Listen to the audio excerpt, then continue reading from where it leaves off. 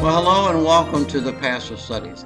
Not only did the people of Jerusalem commit themselves to God and to being obedient to His word and being obedient to His command, they committed themselves even more to that service of doing what God needed them to do. It says they cast lots for taking on the responsibility of supplying the wood necessary for worship for the priests so that sacrifices could be made. They took up the responsibilities to give their tithe to the temple so that worship could continue, so that repairs could be made, so that things could be taken care of. They committed themselves to bringing in the first fruits, a command in the old that we find earlier on in scriptures, that the first fruits were for the Lord and sacrifices out of that. So they committed to that element. They committed to bringing in the wine, the oils that were necessary. They committed the tithe from their ground so that temple repairs could be made.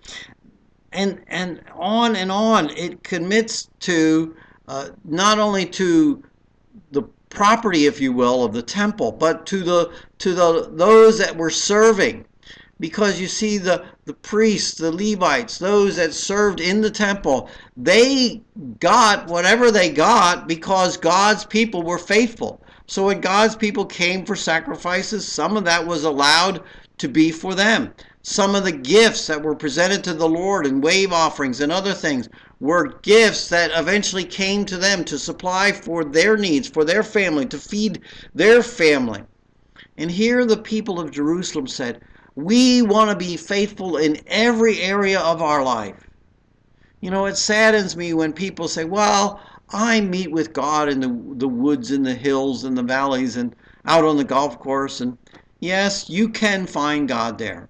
But you know what? When God calls His people to worship, He calls us to worship together, never alone. He doesn't call us to a life of lonely worship, but around other people and supporting other people and supporting the ministry of God. Our churches in today's world are supported by God's people, not by functions of raising money, but by the people of God. That's what God calls us to do. If you are a child of God, He calls you to be involved in financially standing and supporting His ministries, not selling sandwiches on the street corner. God calls God's people to support God's ministries.